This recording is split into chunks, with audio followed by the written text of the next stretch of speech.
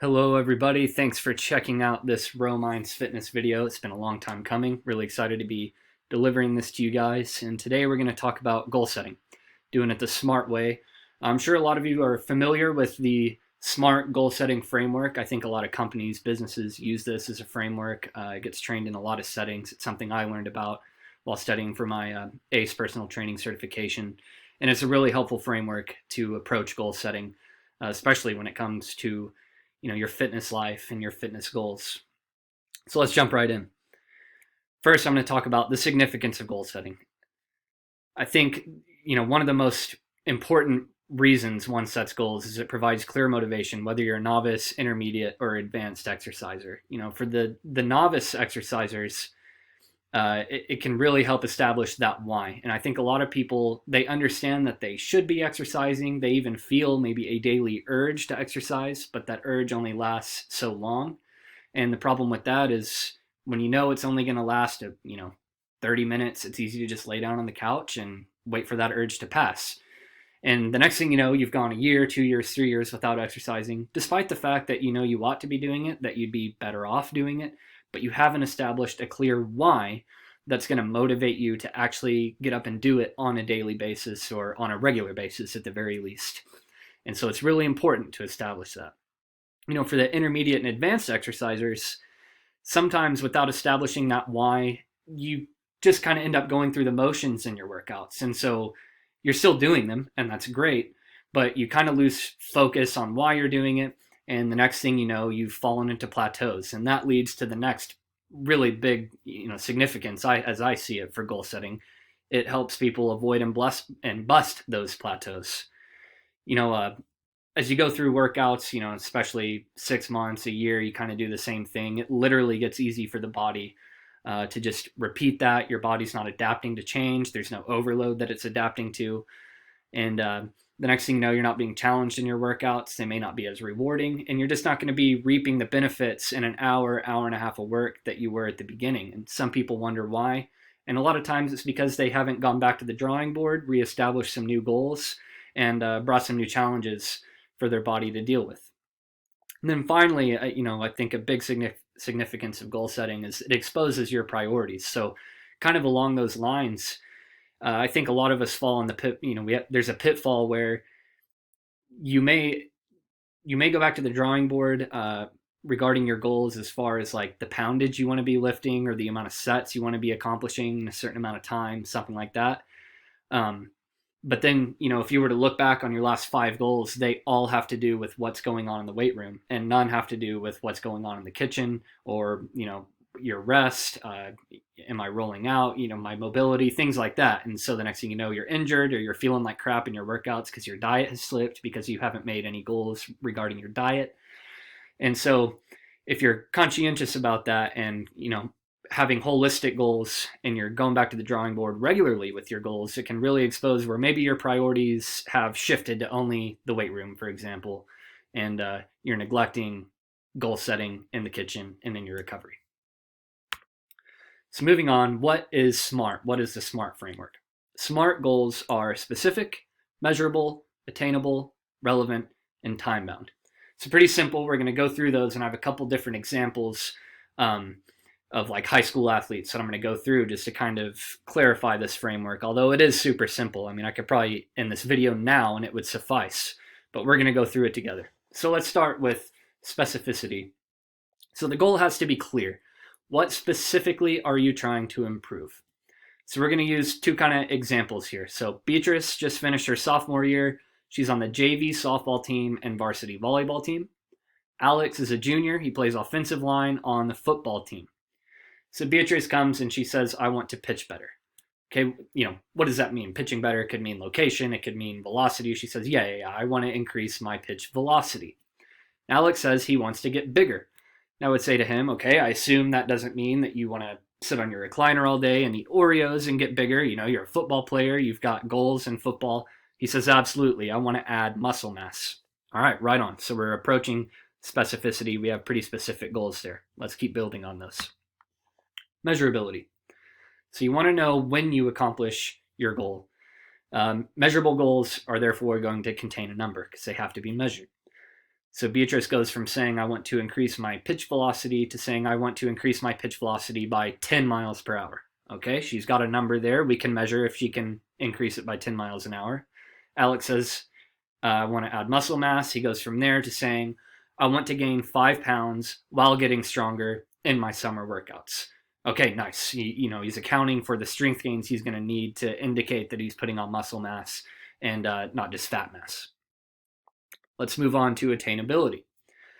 So the goals should be ambitious. They have to be ambitious, but they also have to be realistic. If they're too difficult or too easy, that is absolutely going to result in demotivation. So they have to be attainable. So let's look at our Beatrice example. She said she wanted to increase her pitch velocity by 10%. That's probably too high of a number, especially for a time bound. We're going to get to time boundness here in a second, especially when you consider time binding this goal. 10 miles per hour would be a huge increase in her velocity. Say she's pitching at 50 miles an hour. That's a huge increase. So I would say let's dock that a little bit. If she came to me, I would say let's start with increasing your pitch velocity by 3 miles an hour. I think that's a more still ambitious but attainable goal that you're going to be motivated to attain on a daily basis. Alex, I think he's set. I think he can keep his right where it is. He wants to gain 5 pounds while getting stronger. He's a 17-year-old kid. Gaining 5 pounds, that should be attainable for sure. So let's move on to relevance. I think this is where a lot of people go wrong sometimes. So your goal has to be important for where you are right now. It has to be something that you want to achieve. So I talked to Beatrice some more, and she says, I want to increase my pitch velocity by 3 miles per hour because my JV coach said I should. He said I need to improve my velocity. But I don't even think I'm going to play softball next year. I really want a volleyball scholarship, and I'm really good at volleyball. I'm on the varsity team. So I would like to focus more on that and pay a little more attention to that. I would tell her, okay, you need to go back to the drawing board. Let's make a goal regarding volleyball, because you're just not going to be motivated. Say she's a client of mine and she's coming to train with me. I'm not interested in helping her attain a goal that she's not really interested in accomplishing, that's not relevant to her. She's not going to be able to give me 100%. So she needs to go back to the drawing board, and let's make a goal about your volleyball so that you're motivated. Alex, he's still good. He's motivated. I want to gain 5 pounds while getting stronger, because I want to be a stud on the football field. Cool. Let's keep it going. All right. So now let's move on to the time-bound aspect. Having a deadline is crucial when it comes to motivation, helping you, starting and sticking with it. And it also builds excitement. You have that deadline coming up, that, you're going to test and measure that goal. So it builds excitement, and, in the grueling ends of those workouts, those last sets, you can think about attaining that goal, and it's going to light a fire under you. So let's look at our examples. Beatrice has gone from her softball goal. Now she says, I want to improve my volleyball spike by increasing my vertical leap by 1/2 inch over summer break. So let's back up on this, because now she's got this fresh in the time bound. So let's see if is it specific? I think it's very specific. Volleyball spike, that's specific part of her volleyball. Vertical leap is specific. So she's good there. Is it measurable? 1/2 inch. We can measure it before summer break and at the end of summer break. Is it attainable? For sure. 1/2 inch is ambitious. It's going to be a challenge, but that's definitely attainable. Is it relevant? We know it's relevant now, and it's time bound because here we are, the beginning of summer break, the end of summer break. So she's set. That's a really super solid goal. Alex, he now says, I want to gain 5 pounds within 4 months. So say that's like the end of spring ball until 2-a-days, when he might lose, a couple pounds when the coaches start getting the team in shape. So something like that. I want to gain 5 pounds within 4 months while getting stronger in my summer workouts. Yeah, see, I'm a really big fan of this goal. Now, that's not to say that Alex or someone like Alex may not need to come get a little help from someone like myself when it comes to the details of his diet. Now, some won't. Some people can put on the weight and they have the wherewithal naturally to understand, or maybe just the motivation to look it up themselves and stick to it themselves, but not everybody has that. But anyway, they have the wherewithal to understand I need to eat a ton of protein and carbs so that I can kill these workouts and put on some decent mass. Because like I said earlier, he's not trying to just gain 5 pounds by eating junk. I mean, he's trying to translate this 5-pound mass gain into being a stud on the football field. So this is where someone like Alex may have a super smart goal here and still need to approach somebody like myself to get a little help.